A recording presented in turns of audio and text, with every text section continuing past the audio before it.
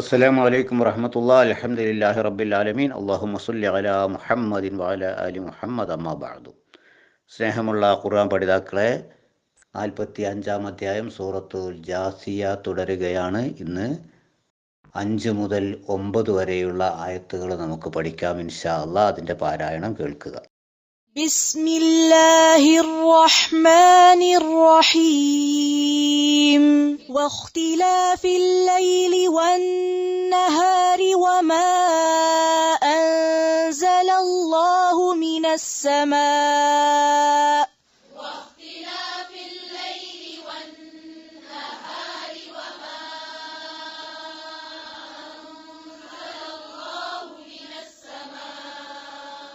وما أنزل الله من السماء من رزق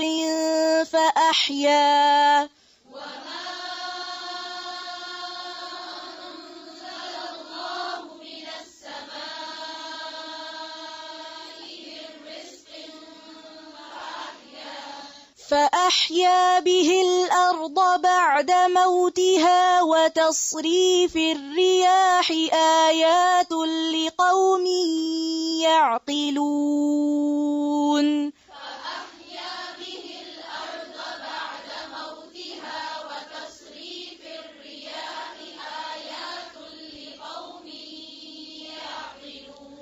وتصريف الرياح آيات لقوم يعقلون.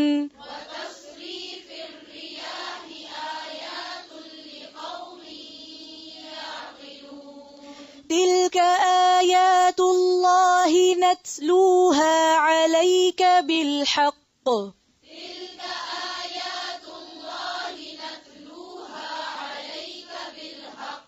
فبأي حديث بعد الله وآياته يؤمنون.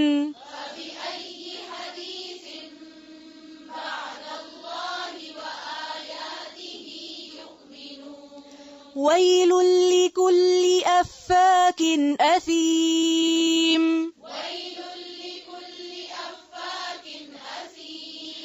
يسمع آيات الله تتلى عليه ثم يصر مستكبرا كأن لم يسمعها.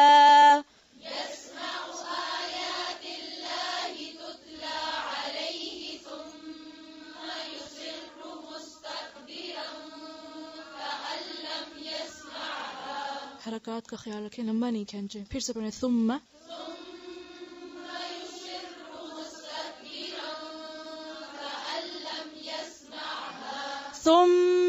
يصر مستكبرا كأن لم يسمعها.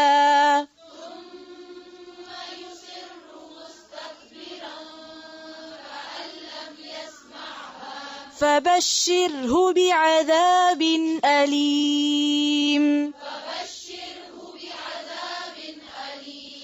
وإذا علم من آياتنا شيئا اتخذها هزوا.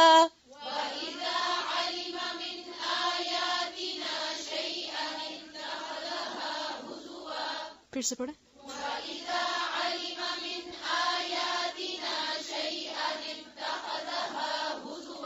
شيئا اتخذها هزوا. أولئك لهم عذاب مهين.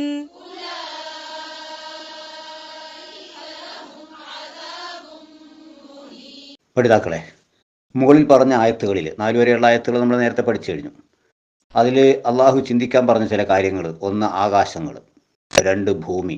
അതിൽ രണ്ടിലും നിങ്ങൾക്ക് ഒരുപാട് ദൃഷ്ടാന്തങ്ങളുണ്ട് നിങ്ങൾ വിശ്വാസികളാണെങ്കിൽ എന്ന് പറഞ്ഞു അള്ളാഹു. തുടർന്ന് 4-ാമത്തെ ആയത്തിൽ മനുഷ്യരുടെ സൃഷ്ടിയിൽ, അതുപോലെ തന്നെ ജീവജന്തുക്കളെ ഈ ഭൂമിയിൽ വ്യാപിപ്പിച്ച കാര്യം, അത് രണ്ടും അതും വിശദീകരിച്ചു. എന്നിട്ട് പടച്ചവൻ പറഞ്ഞു, നിങ്ങൾക്ക് ദൃഢതയുണ്ടെങ്കിൽ, ദൃഢവിശ്വാസമുണ്ടെങ്കിൽ നിങ്ങൾക്കിതിൽ ദൃഷ്ടാന്തമുണ്ട് എന്ന് വിശദീകരിച്ചു. തുടർന്ന് വേറെയും ചില കാര്യങ്ങൾ ഇതിൽ ഓർമ്മപ്പെടുത്താം. അപ്പോൾ 4 കാര്യം 2 ആയത്തിലായിട്ട് അള്ളാഹു ഓർമ്മപ്പെടുത്തിയിട്ടുണ്ട് ചിന്തിക്കാൻ വേണ്ടി. കഴിഞ്ഞ ക്ലാസ് നിങ്ങൾ ശ്രദ്ധിച്ചിട്ടുണ്ടാവുമല്ലോ. ആകാശങ്ങളിലുള്ള അത്ഭുതങ്ങൾ, ഭൂമിയിലെ അത്ഭുതങ്ങൾ, മനുഷ്യ ശരീരത്തിലെ അത്ഭുതങ്ങൾ, ജീവജാലങ്ങളെ വിന്യസിച്ചതിലുള്ള അത്ഭുതങ്ങൾ, അതെല്ലാം 4 കാര്യങ്ങളും വിശദീകരിച്ച് ചിന്തിക്കാൻ പറഞ്ഞു. ഇനി അള്ളാഹ് പറയാം വേറെ ചില കാര്യങ്ങളും കൂടെ. 5-ാമത്തെ ആയത്ത്, വഖ്തിലാഫിൽ ലൈലി വന്നഹാരി വമാ അൻസലല്ലാഹു മിനസ് സമാഇ മിർ റിസ്ഖിൻ ഫഅഹ്യാ ബിഹിൽ അർള ബഅദ മൗതിഹാ വതസ്രീഫിർ റിയാഹി ആയാതുൽ ലിഖൗമിൻ യഖിലൂൻ. ഇനി പറയുന്നത് വഖ്തിലാഫിൽ ലൈലി, ഇഖ്തിലാഫ് മാറി മാറി വരിക, മാറി മാറി വരുന്നതിലും അല്ലെങ്കിൽ വ്യത്യാസപ്പെടുന്നതിലും. ഇഖ്തിലാഫ് പറഞ്ഞാൽ വ്യത്യാസപ്പെടുക, മാറി മാറി വരിക. വ്യത്യാസപ്പെടുന്നതിനാണല്ലോ മാറി വരാനുള്ളത്. അല്ലൈലി രാവ്, വന്നഹാരി പകലും. അപ്പോൾ രാത്രിയുടെയും പകലിൻ്റെയും മാറി മാറിയുള്ള വരവിലും, രാപ്പകലുകൾ മാറി മാറി വരുന്നതിലും, അല്ലെങ്കിൽ രാവ് മാറി പകലായി, പകൽ മാറി രാവായി, അങ്ങനെ മാറി മാറി വരുന്നതിലും. വമ ഒന്നിലും അൻസല അള്ളാഹു ഇറക്കി, അള്ളാഹു ഇറക്കി, മിനസ്സമായി ആകാശത്ത് നിന്ന് അഥവാ ഉപരിയിൽ നിന്ന് അള്ളാഹു ഇറക്കിയതിലും. എന്താ ഇറക്കിയത്? മിർ റിസ്ഖിൻ, ഉപജീവനമായി. റിസ്ഖ് ഭക്ഷണം, ജീവിക്കാൻ ആവശ്യമായ വിഭവം, അതാ ഉദ്ദേശിക്കുന്നത്. മിർ റിസ്ഖിൻ ഭക്ഷണമായി. അപ്പോൾ ആകാശത്ത് നിന്ന് അഥവാ ഉപരിയിൽ നിന്ന് ഭക്ഷണമായി അള്ളാഹു ഇറക്കിയതിലും. ഭക്ഷണം ഇറക്കുക എന്ന് പറഞ്ഞാൽ ഭക്ഷണം അങ്ങനെ ഒന്നായിട്ട് പാചകം ചെയ്തിട്ട് ഇറക്കല്ല. ആ ഭക്ഷണം ലഭിക്കുന്നതിന് ആവശ്യമായ സസ്യലതാദികളും മറ്റും മുളപ്പിക്കാൻ ആവശ്യമായ വെള്ളം. ആകാശത്ത് നിന്ന് വെള്ളം ഇറക്കിയെങ്കിലേ ഭക്ഷ്യവസ്തുക്കൾ വിളയുകയുള്ളൂ. അതിനെ ഉദ്ദേശിക്കുന്നത്. അപ്പോൾ ആകാശത്ത് നിന്ന് അള്ളാഹു ഉപജീവനം ഇറക്കിയതിലും, എന്നിട്ട് ഫഅഹ്യ അങ്ങനെ അവൻ ജീവിപ്പിച്ചു, ബിഹി അതുകൊണ്ട്, ആ വെള്ളം, മഴവെള്ളം കൊണ്ട് ജീവിപ്പിച്ചു, അൽ അർള ഭൂമിയെ, ബഅദ മൗതിഹ അതിൻ്റെ മരണശേഷം. ബഅദ ശേഷം, മൗത്ത് മരണം, ഹ എന്ന് പറഞ്ഞാൽ അതിൻ്റെ, ആ ഭൂമിയുടെ. അപ്പോൾ ഭൂമിയുടെ മരണശേഷം എന്ന് പറഞ്ഞാൽ മരിച്ചതിന് തുല്യമായി വിണ്ടുകീറി കിടക്കുന്ന ഭൂമി. ഓ തസ്രീഫി നിയന്ത്രിക്കുന്നതിലും, നിയന്ത്രണം എന്ന് പറയാം. തസ്രീഫ് നിയന്ത്രണം അല്ലെങ്കിൽ കൈകാര്യം ചെയ്യുക എന്നൊക്കെ പറയാം. ഓ തസ്രീഫി നിയന്ത്രണത്തിലും, റിയാഹി കാറ്റുകളുടെ നിയന്ത്രണത്തിലും, ആയാത്തുൻ ദൃഷ്ടാന്തങ്ങളുണ്ട്, ലി ഖൗമിൻ ഒരു ജനതക്ക്, യഅഖിലൂൻ അവർ ചിന്തിക്കുന്നു, അങ്ങനെയുള്ള ജനങ്ങൾക്ക്, ചിന്തിക്കുന്ന ജനങ്ങൾക്ക്. 5-ാമത്തെ ആയത്തിലും അള്ളാഹു വേറെ ചില ദൃഷ്ടാന്തങ്ങളെ പറ്റി ഓർമ്മപ്പെടുത്താണ്. അതിൽ ഒന്ന് രാപ്പകലുകൾ മാറി വരുന്നത്. ഭൂമിയിൽ മുഴുവൻ എല്ലാ സമയത്തും രാത്രിയാണെന്ന് വിചാരിക്കുക, കുടുങ്ങില്ലേ? മനുഷ്യന് ഭയങ്കര പ്രയാസം വന്നില്ലേ? തണുത്തുറഞ്ഞു പോവും. ഒരു ദിവസം സൂര്യൻ ഉദിച്ചില്ലെങ്കിൽ തണുത്ത് വിറക്കും. അപ്പോൾ സൂര്യൻ ഉദിക്കാത്തൊരവസ്ഥ വന്ന് രാത്രി മാത്രമാണ് ഈ ഭൂമിയിലെങ്കിൽ ഭൂമി ആകെ വരണ്ടല്ല ഐസായി തണുത്തുറഞ്ഞ് എല്ലാ ജീവജാലങ്ങളും സസ്യങ്ങളും ഒക്കെ നശിച്ചു പോകും. അതേ സമയത്തിന് പകലാണ് എല്ലാ സമയത്തും. എന്നാൽ ചൂട് കൊണ്ട് എല്ലാം കത്തിക്കരിഞ്ഞ് വെള്ളമടക്കം വറ്റി വരണ്ടു പോകും. ഇപ്പം രണ്ടും മാറി മാറി വരുന്നു. രാവ് മാറി പകൽ വരുന്നു, പകൽ മാറി രാവ് വരുന്നു. അതെന്തുകൊണ്ടങ്ങനെ വരുന്നു? നമുക്കറിയാം, ഭൂമിയുടെ കറക്കം കൊണ്ടാണെന്ന്, ഭൂമിയുടെ ഭ്രമണം കൊണ്ട്. ഭൂമി സ്വയം ഭ്രമണം ചെയ്തുകൊണ്ടിരിക്കുകയാണല്ലോ. സൂര്യന് അഭിമുഖമായി വരുന്ന ഭാഗം പകലും എതിരു ഭാഗത്ത് രാത്രിയുമായിട്ട് മാറുന്നു. അപ്പം അങ്ങനെ നിങ്ങൾക്ക് രാപ്പകലുകൾ മാറി മാറി വരുന്ന വിധത്തിൽ പടച്ച റബ്ബ് നിങ്ങൾക്ക് വേണ്ടി ഈ ഭൂമിയെ സംവിധാനിച്ചു വെച്ചു. ആരായി ഭൂമിയെ കറക്കുന്നത്? ഈ കൃത്യമായ സമയത്ത് തന്നെ അതിങ്ങനെ കറങ്ങി എത്തുന്നത് എന്തുകൊണ്ടാണ്? ഒരു ദിവസം കുറേ ഒന്ന് നേരം വൈകി, ഒരു ദിവസം കുറേ നേരത്തെയായി, ഇങ്ങനെ സംഭവിക്കുന്നുണ്ടോ? മനുഷ്യൻ ഇവിടെ ഉണ്ടാക്കിയിട്ടുള്ള യന്ത്ര സംവിധാനത്തോടു കൂടെ വളരെ കൃത്യമായിട്ട് കറക്റ്റായിട്ട് ഒരു സെക്കൻഡ് പോലും തെറ്റാതെ തന്നെ അത് ചലിക്കും എന്ന് പറയുന്ന, ഓടിക്കൊള്ളും ആ വാഹനം എന്ന് പറയുന്നതൊക്കെ സമയം തെറ്റാറുണ്ടല്ലോ. മനുഷ്യൻ നിർമ്മിച്ചിട്ടുള്ള എല്ലാം സമയം തെറ്റുന്നുണ്ട്. അത് ചിലപ്പോൾ നേരത്തെ ആകലുണ്ട്, ചിലപ്പോൾ നേരം വൈകി പോകാറുണ്ട്. അതൊന്നും സംഭവിക്കുന്നില്ല. അള്ളാഹു നിശ്ചയിച്ച അതേ വിധത്തിൽ ഈ ഭൂമി അതിൻ്റെ സൃഷ്ടിയിൽ അള്ളാഹു നൽകിയിട്ടുള്ളത് എന്താണോ അത് ആ രൂപത്തിൽ തന്നെ അത് ഭ്രമണം ചെയ്തുകൊണ്ടേയിരിക്കുന്നു. ഭൂമി സ്വയം തിരിയുന്നു, അതോടൊപ്പം സൂര്യനെ വലയം വെക്കുകയും ചെയ്യുന്നു. സൂര്യനും ഭൂമിയും, ഭൂമിക്ക് വലയം ചെയ്യുന്ന ചന്ദ്രനും അങ്ങനെയുള്ള കോടാനുകോടി നക്ഷത്രങ്ങളെല്ലാം കൂടി ആയിട്ട് മിൽക്കി വേയിൽ, ക്ഷീരപഥത്തിൽ ഏതോ ഒരു കേന്ദ്രത്തെ കേന്ദ്രീകരിച്ചുകൊണ്ട് ഭ്രമണം ചെയ്തുകൊണ്ടിരിക്കുന്നു. അങ്ങനെയെല്ലാം ചുറ്റിക്കറങ്ങാണ്. കുല്ലും ഫി ഫലക്കി യസ്ബഹൂൻ എന്നാണ്. എല്ലാം അതാതിൻ്റെ ഭ്രമണമണ്ഡലത്തിലൂടെ, സഞ്ചാരപഥത്തിലൂടെ അതങ്ങനെ സഞ്ചരിച്ചു കൊണ്ടിരിക്കുക, നീന്തി തുടിച്ചു കൊണ്ടിരിക്കുകയാണ്. അപ്പം അതെല്ലാം സഞ്ചരിച്ചു കൊണ്ടിരിക്കുക. അപ്പോൾ ഭൂമി അങ്ങനെ കൃത്യമായിട്ട് അതിൻ്റെ അളവിൽ തന്നെ അങ്ങനെ സഞ്ചരിച്ചു കൊണ്ടിരിക്കുന്നു. അതാരാണത് നിയന്ത്രിക്കുന്നത്? ഭൂമി. അതുപോലെ രാപ്പകലുകൾ മാറി വരുന്നു, ആകാശത്ത് നിന്ന് മഴ വർഷിക്കുന്നു. വരണ്ടുടങ്ങിക്കിടക്കുന്ന ഭൂമിയിൽ ആ മഴവെള്ളം വീണാൽ, മഴയെ സംബന്ധിച്ച് നമ്മൾ ഇന്നലത്തെ ക്ലാസ്സിൽ വിശദീകരിച്ചിട്ടുണ്ട്. വാനലോകത്ത് നിന്ന് മഴ ഇങ്ങനെ അതിൻ്റേതായ സമയത്ത് ന്യൂനമർദ്ദപാത്തി രൂപപ്പെട്ട്, അങ്ങനെ മഴ പെയ്യേണ്ട സമയത്ത് ന്യൂനമർദ്ദം രൂപപ്പെട്ട് ആ മഴയായിട്ട് ആകാശത്ത് നിന്ന് വെള്ളം അല്ലാഹു ഇറക്കി തരുന്നു. അതിൻ്റെ മുമ്പ് മനുഷ്യർ ദാഹിച്ച് വലഞ്ഞ് വരൾച്ച ബാധിച്ച് കൃഷിയിടങ്ങളൊക്കെ വരണ്ടുണങ്ങി സസ്യങ്ങളൊക്കെ ഉണങ്ങിപ്പോയി.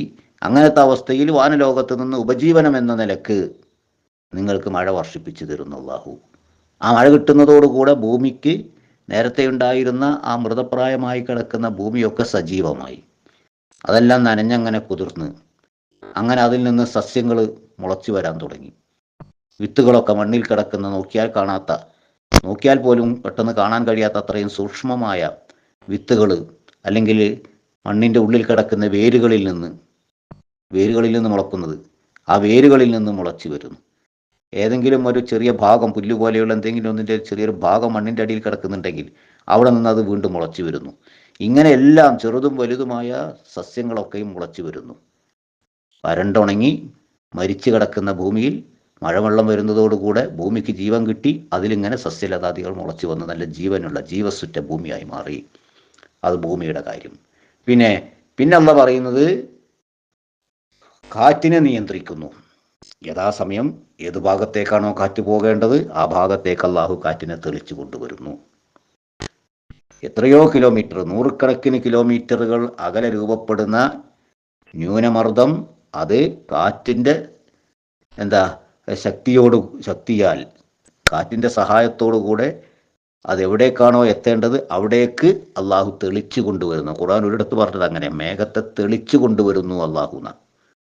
ആട്ടിൻകൂട്ടങ്ങളെ തെളിച്ചു കൊണ്ടുപോകുന്നത് പോലെ യഥാർത്ഥ ലക്ഷ്യസ്ഥാനത്തേക്ക് കാറ്റുകളെ അള്ളാഹു തെളിച്ചു കൊണ്ടുപോകുന്നു. കാറ്റിനെ അങ്ങോട്ടേക്ക് അയച്ചിട്ട് ആ കാറ്റ് മഴമേഘങ്ങളെ തെളിച്ചു കൊണ്ടുപോയി അതാത് സ്ഥലത്ത്, വേണ്ട സ്ഥലത്ത്, അള്ള നിശ്ചയിച്ച അളവിൽ മഴ വർഷിപ്പിച്ചു കൊടുക്കുന്നു. അങ്ങനെ അതിനുവേണ്ടി കാറ്റിനെ പടച്ച റബ്ബ് നിയന്ത്രിക്കുന്നു. ഇതിലൊക്കെ ആയാത്തുല്യ ഖൗമിയ യഖിലൂൻ, ബുദ്ധിയുള്ള ജനങ്ങൾക്ക്, ചിന്തിച്ച് മനസ്സിലാക്കുന്ന ജനങ്ങൾക്ക് പല ദൃഷ്ടാന്തങ്ങളും ഇവയിലൊക്കെയുണ്ട്. അപ്പോൾ ഇത്രയും കാര്യങ്ങൾ മേലെ ആയത്തിൽ പറഞ്ഞു. ആകാശം, ഭൂമി, മനുഷ്യ സൃഷ്ടി, ജീവജാലങ്ങളെ വിന്യസിച്ചത്, രാപ്പകലുകൾ മാറി വരുന്നത്, വാനലോകത്തു നിന്ന് മഴ വർഷിക്കുന്നത്, അതിലൂടെ സസ്യങ്ങൾ മുളച്ച് ഭൂമിക്ക് ജീവൻ ലഭിക്കുന്നത്, അതുപോലെ കാറ്റിനെ നിയന്ത്രിച്ചു കൊണ്ടുവരുന്നത്, ഈ കാര്യങ്ങളൊക്കെയും പറഞ്ഞ് അതിലേക്കൊക്കെ ശ്രദ്ധ ക്ഷണിച്ചിട്ട് പിന്നെ പടച്ച റബ്ബ് പറയാ 6-ാമത്തെ ആയത്തിൽ, തിൽക ആയാതുല്ലാഹി നത്ലൂഹാ അലൈക ബിൽ ഹഖ് ഫബിഅയ്യി ഹദീസിൻ ബഅദല്ലാഹി വആയാതിഹി യുഅ്മിനൂൻ. തിൽക, ഇവയെല്ലാം, ആയാത്തുല്ലാഹി, അള്ളാഹുവിൻ്റെ തെളിവുകളാകുന്നു, ദൃഷ്ടാന്തമാകുന്നു. നത്ലൂഹ, നാം അത് നിനക്ക് ഓതിക്കേൾപ്പിക്കുന്നു. നത്ലു, നാം കേൾപ്പിക്കുന്നു. ഹ, അത്, അലൈക, നിനക്ക്, നിന്റെ മേൽ നാം ഇത് ഓതിക്കേൾപ്പിക്കുന്നു. ബിൽ ഹഖ്, സത്യപ്രകാരം നാം ഇത് ഓതിക്കേൾപ്പിക്കുന്നു. അതായത് വളരെ സത്യമായും പിന്നെ അതോടൊപ്പം തന്നെ വളരെ വ്യക്തമായ തെളിവുകളായും എല്ലാം നാം ഇത് നിനക്ക് ഓതിക്കേൾപ്പിച്ചു തരുന്നു.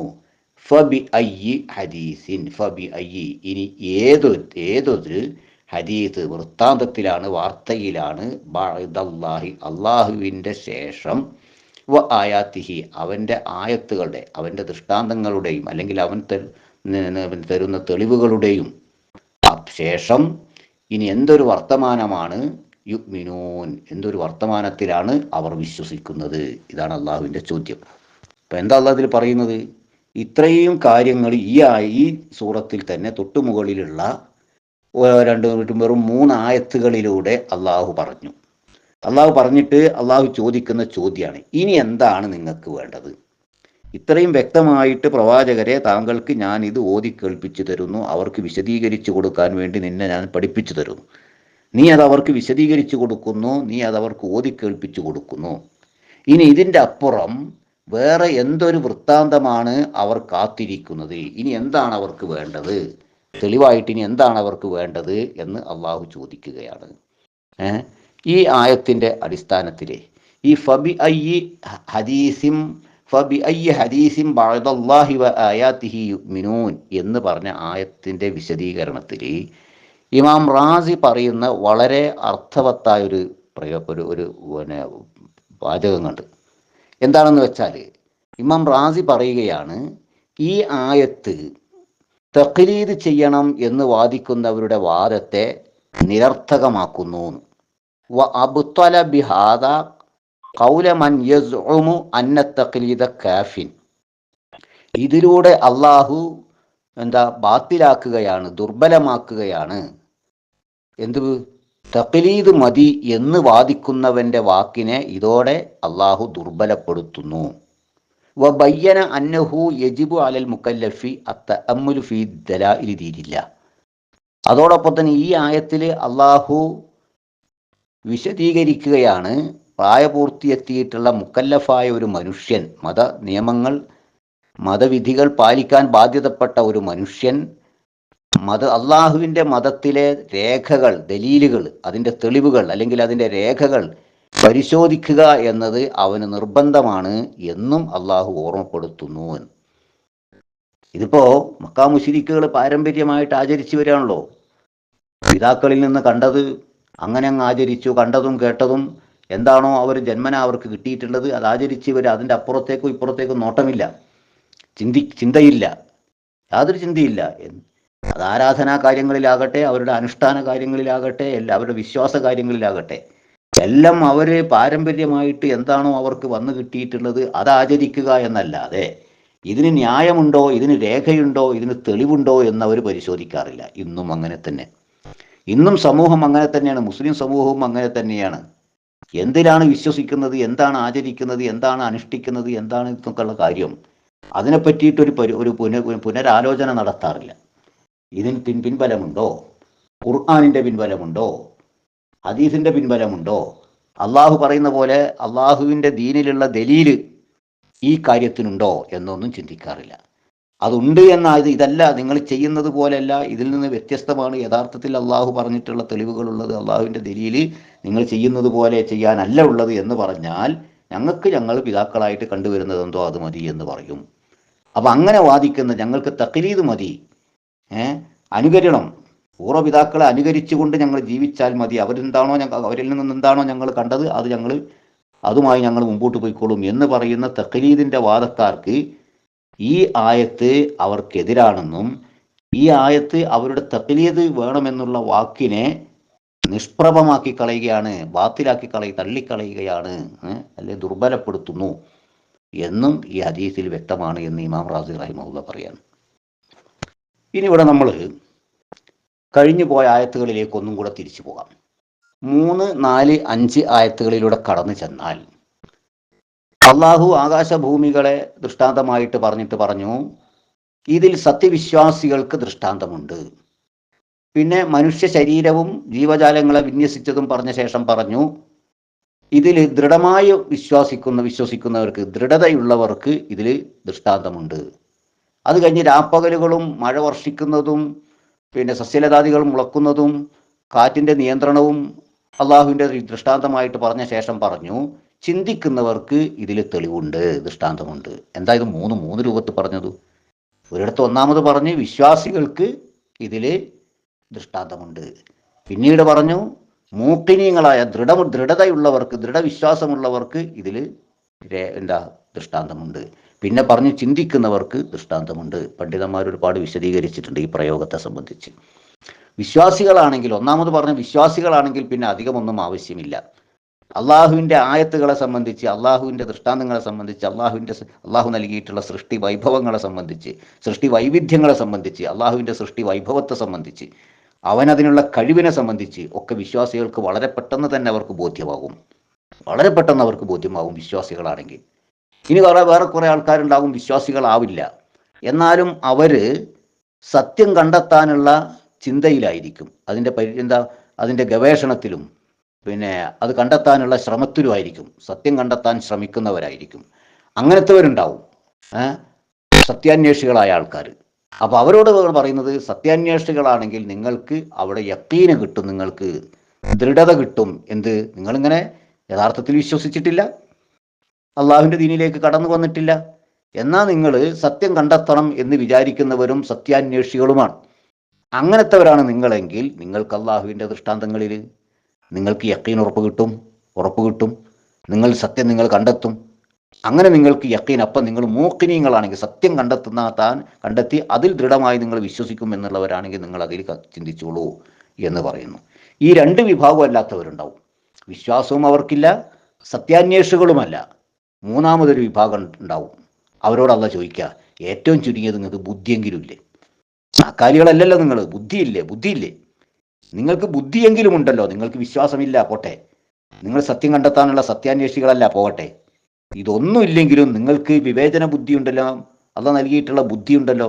ആ ബുദ്ധി ഒന്ന് ചെറുതായിട്ടൊന്ന് ഉപയോഗിച്ചാലെങ്കിലും നിങ്ങൾക്ക് ഈ പ്രപഞ്ചത്തിലുള്ള ഈ സൃഷ്ടി മഹാത്മ്യങ്ങൾ കാണുമ്പോൾ അള്ളാഹുവിനെയും അള്ളാഹുവിൻ്റെ ഏകത്വത്തെയും എങ്ങനെ നിങ്ങൾക്ക് തള്ളിക്കളയാൻ കഴിയും? അതുകൊണ്ടാണ് ഇതിങ്ങനെ ഒന്നാമത്തതിൽ മുഅ്മിനീനെന്നും, രണ്ടാമത്തതിൽ മൂഖിനീനെന്നും, മൂന്നാമത്തതിൽ യഖിലൂൻ ചിന്തിക്കുന്നവർക്ക് എന്നുമൊക്കെ പറഞ്ഞത് ഇതുകൊണ്ടാണ് എന്നൊക്കെ ചില മുഫസ്സിറുകൾ വിശദീകരിക്കുന്നു. അല്ലാഹു അഅലം. അതൊക്കെ അവരുടെ ഗവേഷണമാണ്.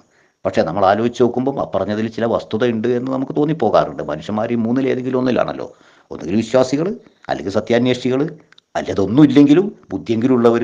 അപ്പോൾ ഈ മൂന്ന് കൂട്ടരെയും എല്ലാവരോടും അള്ളാഹു പറയുന്നത്, മാനവരാശിയോട് മുഴുവൻ, അവർ ഏത് തട്ടിൽ നിൽക്കട്ടെ, അവരുടെ ചിന്തകളും മറ്റുമൊക്കെ ഏത് തലത്തിൽ നിൽക്കട്ടെ, എല്ലാവരോടും പറയുന്നത്, നിങ്ങൾക്ക് ഇതൊക്കെ ഒന്ന് ആലോചിച്ചാൽ നിങ്ങൾക്ക് കാര്യം മനസ്സിലാക്കാൻ കഴിയില്ലേ? സത്യം കണ്ടെത്താൻ കഴിയില്ലേ? സത്യം കണ്ടെത്താൻ അള്ളാഹു നമ്മളെ എല്ലാവരെയും തുണക്കുമാറാകട്ടെ. ഈ ദൃഷ്ടാന്തങ്ങളൊക്കെ അള്ളാഹു ഇങ്ങനെ എടുത്തുദ്ധരിച്ചിട്ട് ചിന്തിക്കാൻ വേണ്ടി മനുഷ്യനെ പ്രേരിപ്പിച്ചിട്ട്, സത്യം കണ്ടെത്താൻ മനുഷ്യനെ പ്രേരിപ്പിച്ചിട്ട്, വിശ്വാസത്തിലേക്ക് കടന്നു വരാൻ അള്ളാഹു മനുഷ്യരെ പ്രേരിപ്പിച്ചിട്ട്, ശേഷം അള്ളാഹു പറയാ, വൈലുല്ലി കുല്ലി അഫാകിൻ അസീം. വൈലുൻ, നാശം തന്നെ, ലിക്കുല്ലി, ഏതൊരാൾക്കും, എല്ലാവർക്കും, അഫാക്ക്, വ്യാജവാദിയും, അസീം, അധർമ്മകാരി, ദുർനടപ്പുകാരനുമായവന്. ഇവിടെ രണ്ട് പദ പ്രയോഗിച്ചിട്ടുള്ളത്.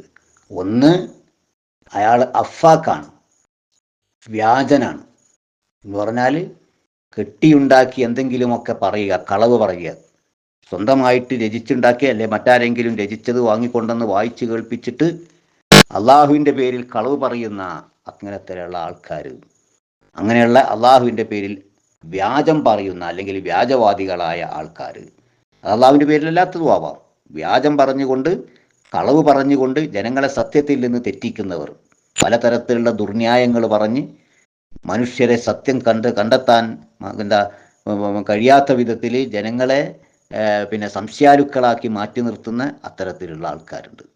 അവർക്കൊക്കെയും നാശം തന്നെ.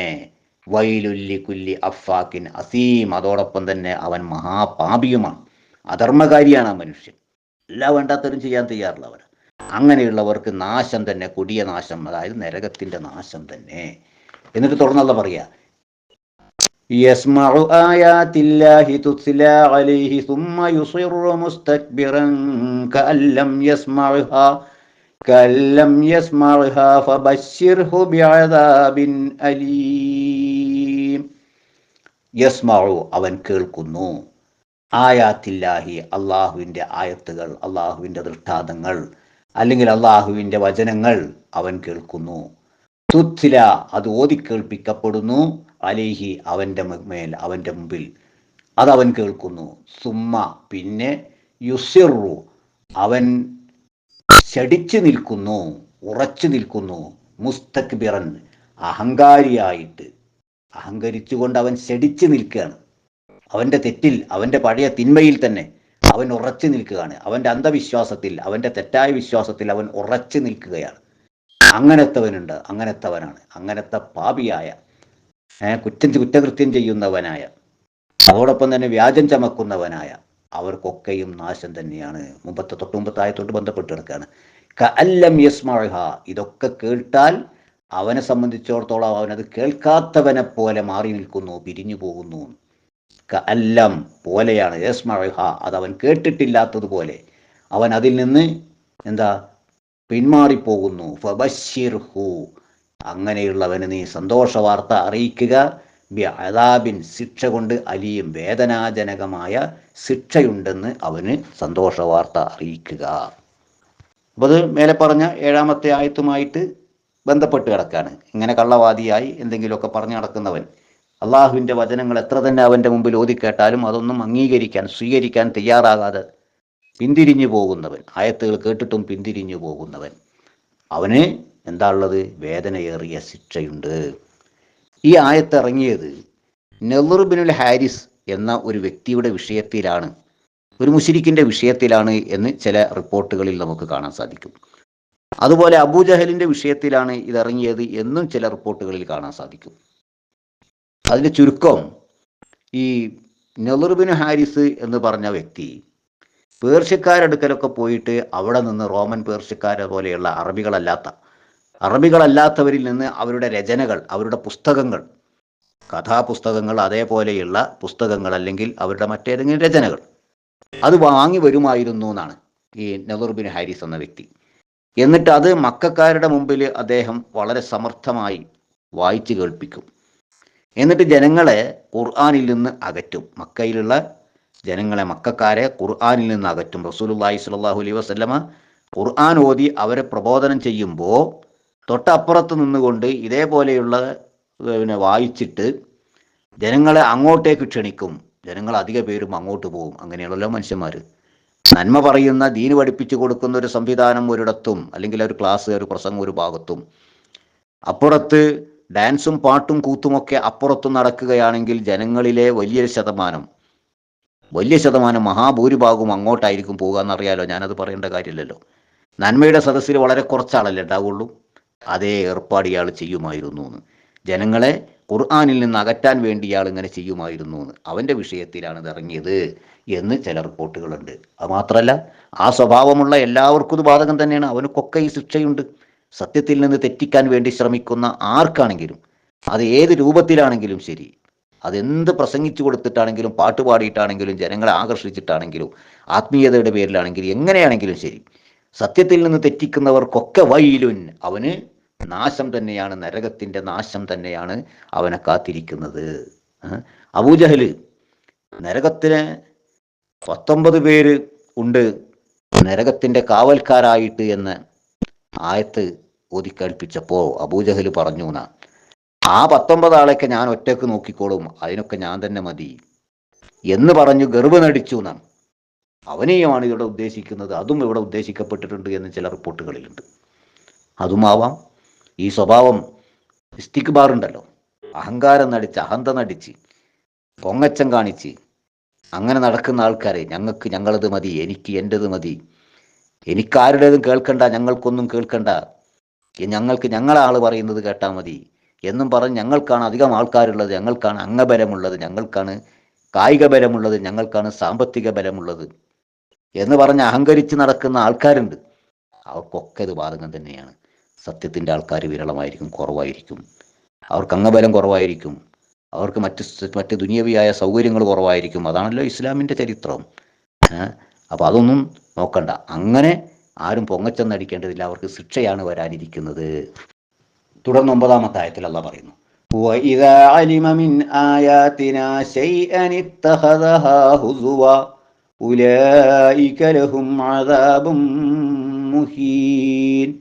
وَإِذَا عَلِمَ, അവൻ അറിഞ്ഞാൽ, മിൻ ആയാത്തിന, നമ്മളുടെ തെളിവുകളിൽ നിന്ന് എന്തെങ്കിലുമൊക്കെ അവൻ അറിഞ്ഞാൽ, ഷൈഅൻ, അല്പമെങ്കിലും അറിഞ്ഞാൽ, നമ്മളുടെ തെളിവ്, അള്ളാഹു ഓതിക്കളിപ്പിക്കുന്ന ആയത്തുകൾ, ദൃഷ്ടാന്തങ്ങൾ, വിശുദ്ധ ഖുർആനിൻ്റെ ആയത്തുകൾ, രേഖകൾ, പദത്തിൻ്റെ തെളിവുകൾ, അങ്ങനെയുള്ളതൊക്കെ എന്തെങ്കിലുമൊക്കെ അവൻ അറിഞ്ഞാൽ, ഇത്തഖദഹ, അവൻ അതിനെയാക്കും, ഹുസുവൻ, പരിഹാസ വിഷയമാക്കും. ഹുസു എന്ന് പറഞ്ഞാൽ പരിഹസിക്കുക. ഇതാപ്പോൾ വലുത്. നേരത്തെ പറഞ്ഞില്ലേ, അബൂജഹൽ പറഞ്ഞ പോലെ അവിടെ 19 ആൾക്കാരുണ്ട് നരകത്തിൻ്റെ കാവൽക്കാരാണ്. 19 അതൊക്കെ നമ്മൾ ഒറ്റക്കോല കൈകാര്യം ചെയ്യുന്നേ. 19 ആളെന്ന് നമ്മൾ കൈകാര്യം ചെയ്യൂലേ, ഞാൻ നല്ല തടിമിടുക്കുള്ളവനല്ല, എൻ്റെ 19 ആൾ എന്നും പറഞ്ഞ് കളിയാക്കിക്കൊണ്ടിരിക്കുന്ന ആൾക്കാർ. അന്നതായിരുന്നു കളിയാക്കൽ, ഇന്ന് തിരിച്ച. ഇന്ന് വേറെ പലതരത്തിലും ഖുർആനിൻ്റെ ആയത്തുകൾ ഓതി വിശദീകരിച്ചു കൊടുക്കുമ്പോൾ വേറെ പലതരത്തിലുള്ള കളിയാക്കലുകളും മനുഷ്യ സമൂഹത്തിൽ നിന്ന് സത്യത്തിൻ്റെ ശത്രുക്കളിൽ നിന്ന് വന്നുകൊണ്ടിരിക്കുന്നുണ്ട്. അതിനെ അവർ ആ രൂപത്തിൽ ആക്കി മാറ്റും. എന്താ പറഞ്ഞത്? ഇത്തഹദഹാ ഹുസുവ, വെറും പരിഹാസമാക്കി മാറ്റും, പരിഹസിക്കും അങ്ങനത്തെവരെ, അല്ലെങ്കിൽ തെളിവുകളെ പരിഹസിക്കും. ഉലായിക്ക അവർ ലഹും അവർക്കുണ്ട് അദാബുൻ ശിക്ഷയുണ്ട്, മുഹീൻ അപമാനകരമായ ശിക്ഷയുണ്ട്. അങ്ങനത്തെ ആൾക്കാർക്ക് ഇങ്ങനെ പരിഹസിച്ച് സത്യത്തിൽ നിന്ന് ജനങ്ങളെ തെറ്റിച്ച് കളയാൻ ശ്രമിക്കുന്ന ഇത്തരക്കാരായ ആൾക്കാർക്ക് മേലെ ആയത്തിൽ പറഞ്ഞ പോലെ വേദനയേറിയ ശിക്ഷ, ഇവിടെ പറയുന്നത് അദാബുൻ മുഹീൻ അപമാനകരമായ ശിക്ഷ. നാളെ പരലോകത്തതാണ് നരകത്തിൻ്റെ ശിക്ഷ, അപമാനകരമായ ശിക്ഷയാണ്. ആ അപമാനകരമായ ശിക്ഷ അവർ ഏറ്റുവാങ്ങേണ്ടി വരും. അള്ളാഹു നമ്മളെയൊക്കെ കാത്തുരക്ഷിക്കുമാറാകട്ടെ. സഹോദരന്മാരെ, അതുകൊണ്ട് ഓർമ്മപ്പെടുത്താനുള്ളത്, അള്ളാഹുവിൻ്റെ കിതാബിലും പ്രവാചകൻ്റെ ചര്യയിലും മതത്തിൻ്റെ ദലീലുകളായിട്ട്, മതത്തിൻ്റെ തെളിവുകളായിട്ട് എന്തൊക്കെയാണോ കണ്ടെത്തിയിട്ടുള്ളത്, എത്തിക്കിട്ടിയിട്ടുള്ളത്, നമുക്ക് വന്നു കിട്ടിയിട്ടുള്ളത്, അള്ളാഹു നമുക്ക് നൽകിയിട്ടുള്ളത്, പ്രവാചകൻ സല്ലല്ലാഹു അലൈഹി വസല്ലം നമുക്ക് നൽകിയിട്ടുള്ളത്, അവ അനുധാവനം ചെയ്യുക, അത് ഏറ്റുപിടിക്കുക, അത് ജീവിതത്തിൽ പകർത്തുക. നാട്ടുനടപ്പും തഖ്ലീദ്, അന്ധമായ അനുകരണവും പാരമ്പര്യവാദവും ഒക്കെ ഒന്നങ്ങ് മാറ്റി നിർത്തുക. തെളിവുകൾ നോക്കുക, രേഖകൾ നോക്കുക, അതിൽ നിന്ന് സത്യം കണ്ടെത്തുക. അങ്ങനെ മുത്തഖികളായി, മുഅ്മിനുകളായി, മൂഖിനുകളായി, ദൃഢവിശ്വാസമുള്ളവരായി ജീവിക്കണം എന്ന് ഓർമ്മപ്പെടുത്തുകയാണ്. അള്ളാഹു അനുഗ്രഹിക്കുമാറാകട്ടെ. വസ്സലാമു അലൈക്കും വറഹ്മത്തുള്ളാഹി വബറകാതുഹു.